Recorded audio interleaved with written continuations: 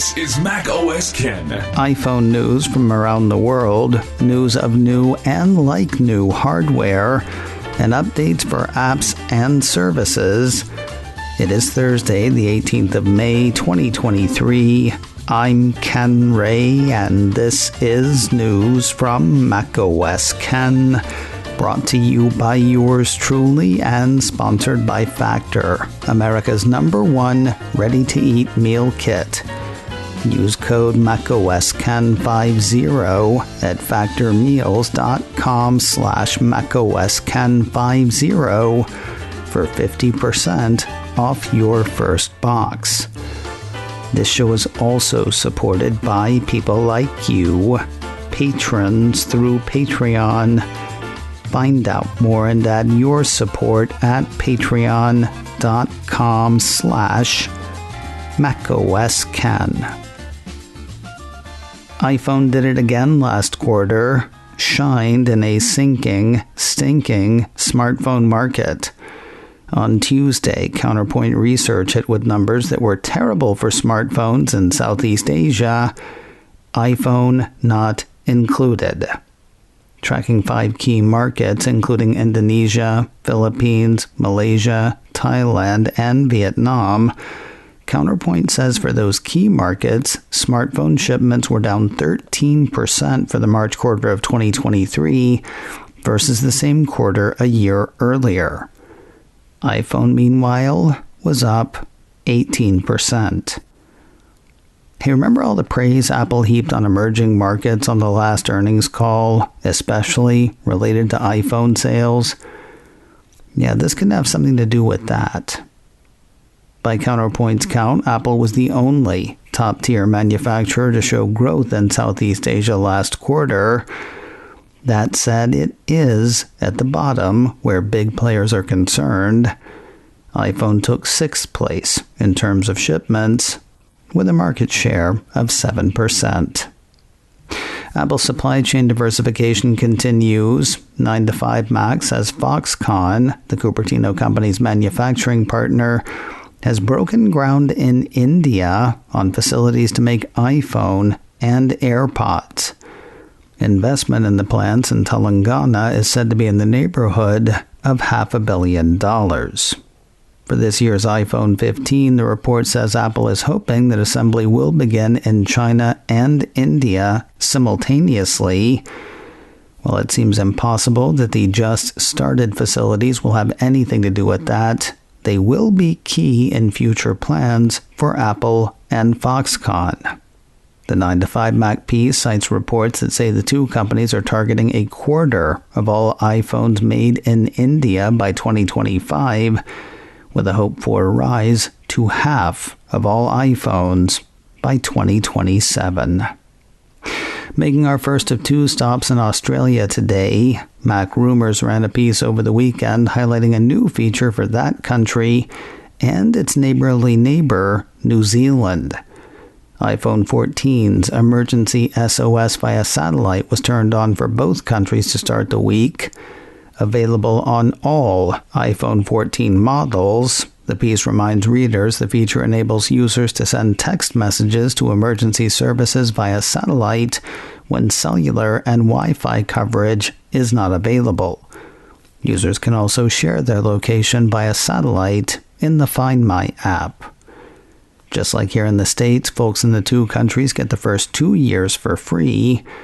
Those 2 years started over the weekend for anybody already toting an iPhone in the 14 line.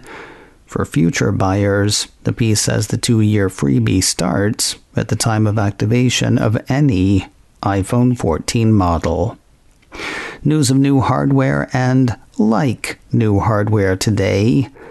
First, as had been foretold, Apple subsidiary Beats did let fly with new models of Beats Studio Buds Plus on Wednesday.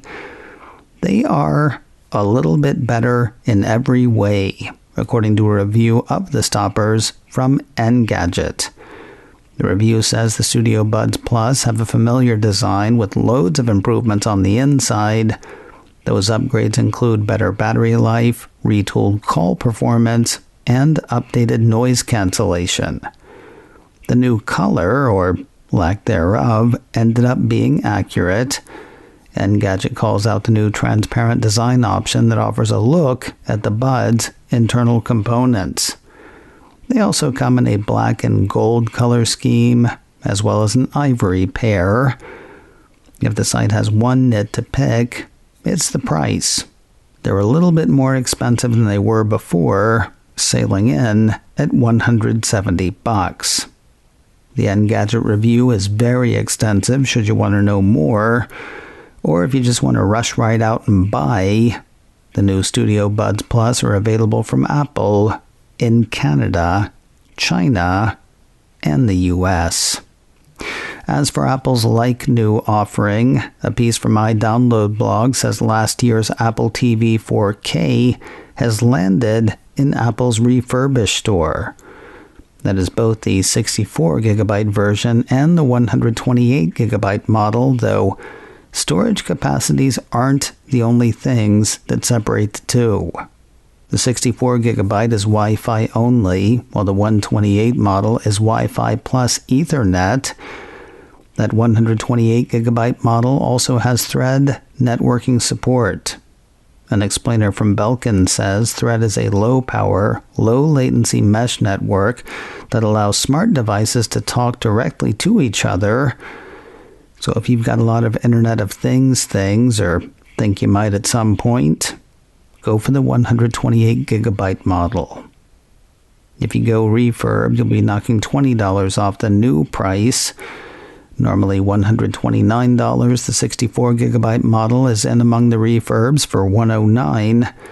The refurbished 128GB model is $129, $20 less than the truly new price of $149. iDownload blog points out that refurbished Apple TVs have been thoroughly cleaned and inspected by Apple, shipping with the Siri remote, power cord, and documentation. They're also eligible for Apple Care Plus, which I have never understood for Apple TV. But you know your use case. As always, the one downside to the refurbished store is inventory tends to fluctuate. That said, both models are available as of this recording. More news in a moment, but first a word from Factor, America's #1 ready-to-eat meal kit and sponsor of today's show. When things get busy, do your meals get boring? Do you sacrifice taste for convenience? You don't have to with Factor. Factor can help you fuel up fast with ready-to-eat meals that are delicious and delivered straight to your door. The sun-dried tomato chicken, the creamy Parmesan chicken, the garlic mushroom chicken thighs with creamy cauliflower rice. I have no idea how long it would take me to make any of those on my own. With Factor, though, it's 10 minutes in the oven or 2 minutes in the microwave. No prep, no cooking, no cleanup. Just incredibly tasty food. And each was full of ingredients we can all feel good about. Factor offsets 100% of delivery emissions to your door, sources 100% renewable electricity for production sites and offices, and features sustainably sourced seafood in their meals. Give them a try, and I think you'll be impressed. Head to factormeals.com/MacOSKen50 and use code MacOSKen50 to get 50% off your first box. That's code MacOSKen50 at factormeals.com/MacOSKen50 to get 50% off your first box. A few updates to Apple apps and services midweek. Starting with a service, Cult of Mac says Apple's Tap to Pay has gone live in Australia. That'll let businesses in Australia accept payments from customers directly using their iPhones, according to the report. If you want to try it out, do not go to an Apple store. For reasons that stymie and mystify, the cult says Apple is not rolling out Tap to Pay across its stores in Australia. That will happen later this year. Over on the apps side, a piece from iLounge says Apple has given its support app a bit of a polish. The app was updated to version 5 on Tuesday, according to the report. In addition to tweaks to the layout, one of the biggest changes I saw mentioned on several sites has to do with finding support locations. Finding a local, authorized service provider is much easier with the update than it was before. The support app is also expanded to a new country. According to the update's release notes, the app expanded region availability to Vietnam and added Vietnamese as a supported language. The Apple Support app is now available in 32 languages and 174 regions. Adding support for Vietnam is timely.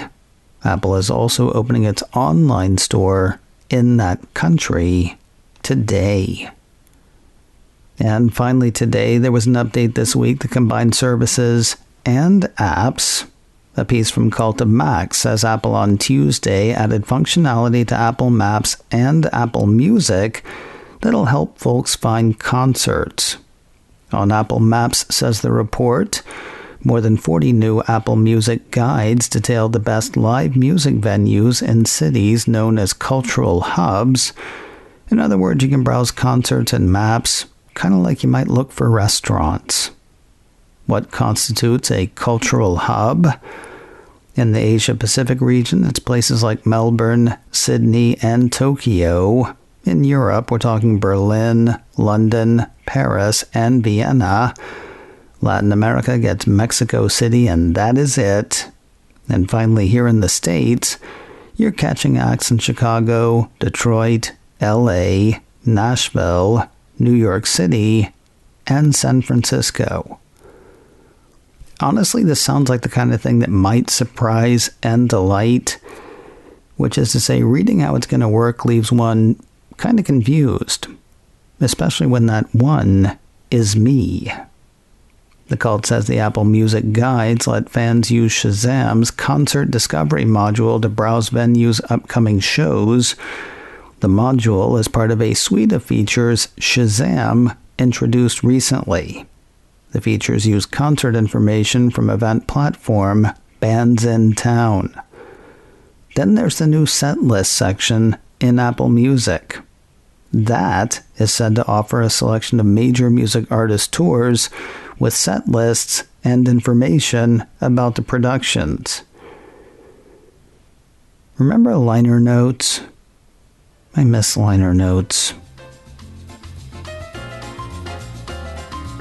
macOS Ken, brought to you by me and sponsored by Factor, America's #1 ready-to-eat meal kit.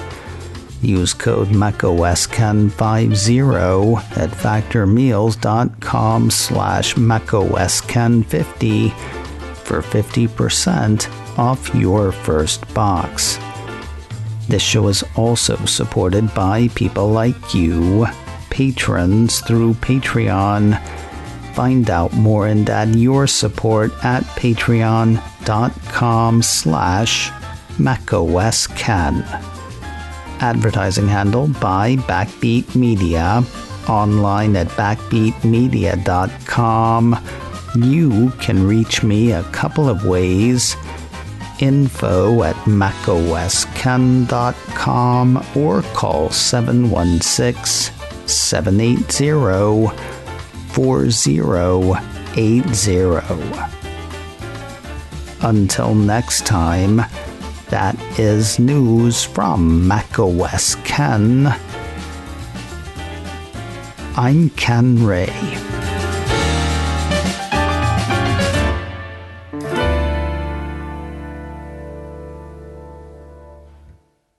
Ciao.